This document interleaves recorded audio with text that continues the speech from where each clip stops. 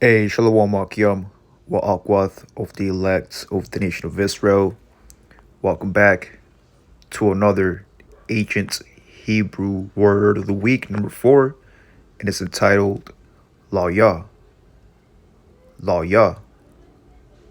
And the inspiration of the ancient Hebrew word of the week, number 4, is out of the book of Genesis 29 and 34. And she conceived again and bare a son, and said, Now this time will my husband be joined unto me, because I have borne him 3 sons.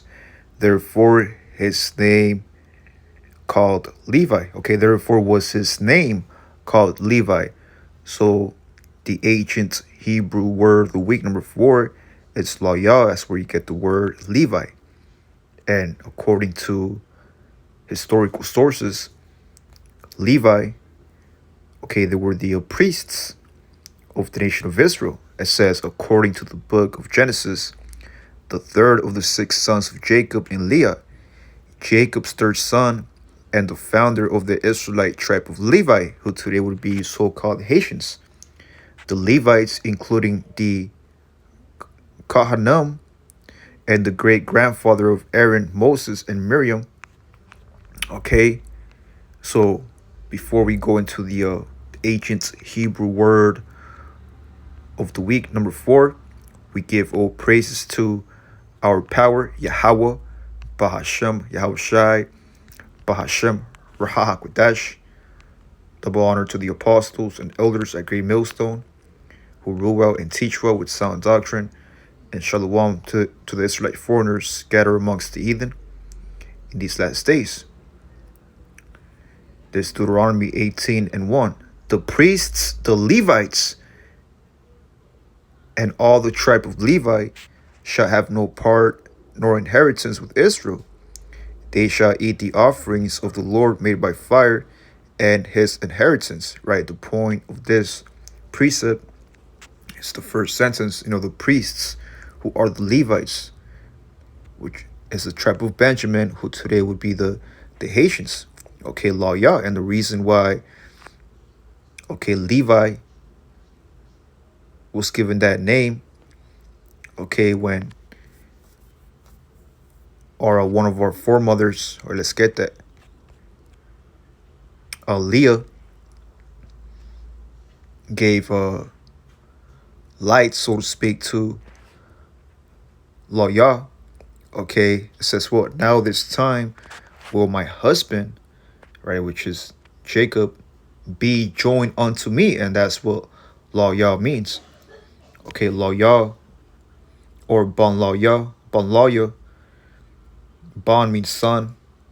LAWYA, joined unto me, and the prefix LAWYA, that's where you get the word law. Okay, it says something laid down or fixed, a law to put. It says to layer, measure, law.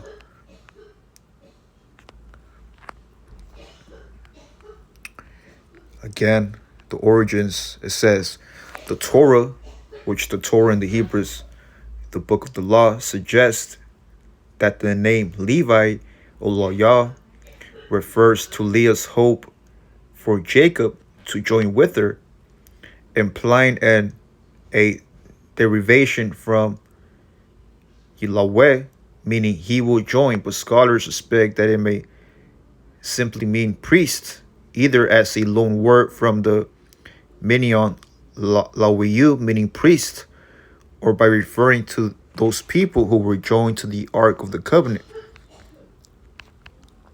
Okay, so let's go into the Blue Letter Bible. Strong's H3878. Levi. Okay, Levi. that's the modern Hebrew. It says Levi joined to the third son of Jacob. Yeah, who was the first son of Jacob? It was Reuben, Raban. Okay, Reuben. I believe the second one was Simeon, if I'm not mistaken. And then it was Levi, and then Judah. Okay. It says prefix for Levi. Strong's H 3867. Lava. To join, to be Lava. joined, to attend, to borrow, to lend. Okay, to attend, right?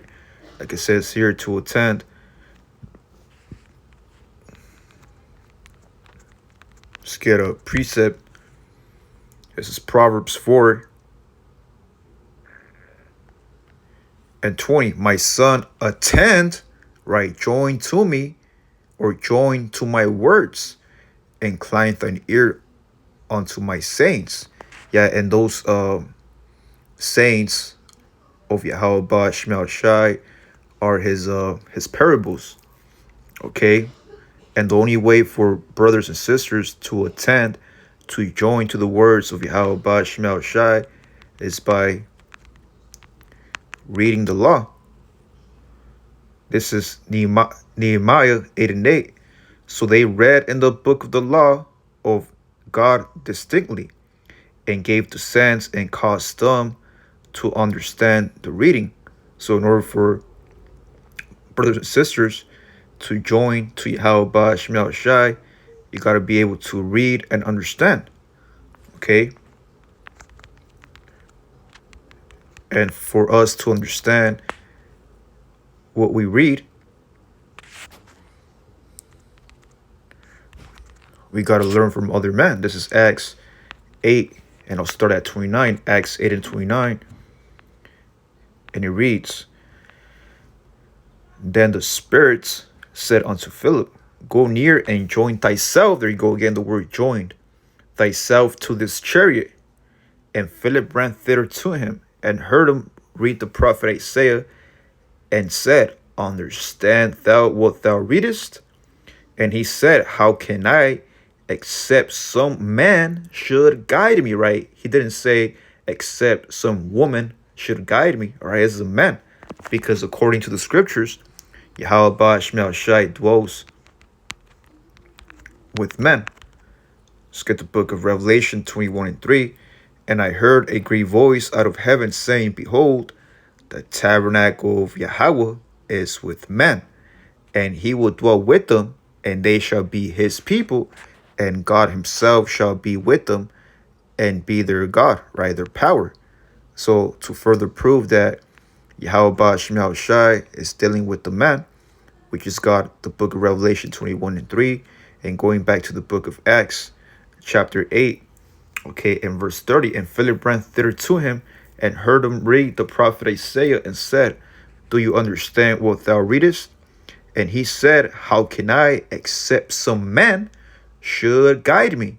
And he desired Philip that he would come up and sit with him. You see, so the only way to be joined unto Yahweh Shemel Shai and understand his words, his book of the law and the testimonies, you need a man to teach you. Okay, let's go into the book of Deuteronomy, the 4th chapter, Deuteronomy 4:1. Now, therefore, hearken, O Israel. Right now, this is Yahweh Shemel Shai speaking through Moses and Aaron.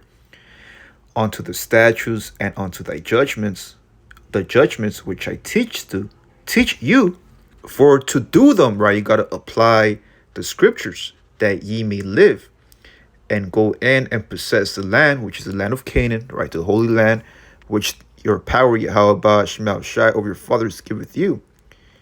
Down to verse 4. But ye that did cleave unto the Lord your God are alive, every one of you this day. Yeah, so to stay alive, man, in this truth, you got to join. You got to be joined. You got to be cleaving to Yahweh Shemel Shai. That's where you get the prefix for, I believe it's law. Again, the word law, LAWYA. Behold, I have taught you statutes and judgments, even as the Lord my God commanded me, that you should do so in the land whither you go to possess it. Keep therefore, right, keep what? Keep the laws, statutes, and commandments, for this is your wisdom and your understanding in the sight of the nations, which shall hear all these statutes and say, Surely this great nation, right, the nation of Israel, is a wise and understanding people. Okay, let's get Sirach 45:6. He exalteth Aaron an holy man, like unto him, even his brother of the tribe of Levi. So Aaron and Moses are examples of men who came out of the tribe of Levi. Let's start at 5. I'll start at 1. Salat. This is Sirach 45:1. And he brought out of him a merciful man. He found favor in the sight of all flesh, even Moses, beloved of God, Yahweh Shemel Shai, and man whose memorial is blessed. He made him like to the glorious saints, and magnified him so that his enemies stood in fear of him, right? Pharaoh, the Egyptians. By his words he caused the wonders to cease, and he made him glorious in the sight of kings, and gave him a commandment for his people, and showed him part of his glory. He sanctified him in his faithfulness and meekness, and chose him out of all men. There you go, all men, not woman, but men.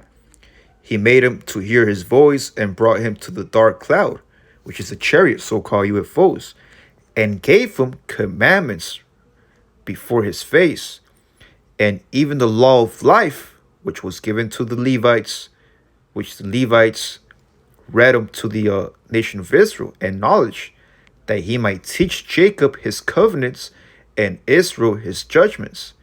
He exalted an holy man like unto him, even his brother of the tribe of Levi. There you go. That's where you get the ancient Hebrew word of the week, number 4, LAWYA. Okay, LAWYA. And with that, I pray this brief lesson was edifying. I will say shalom.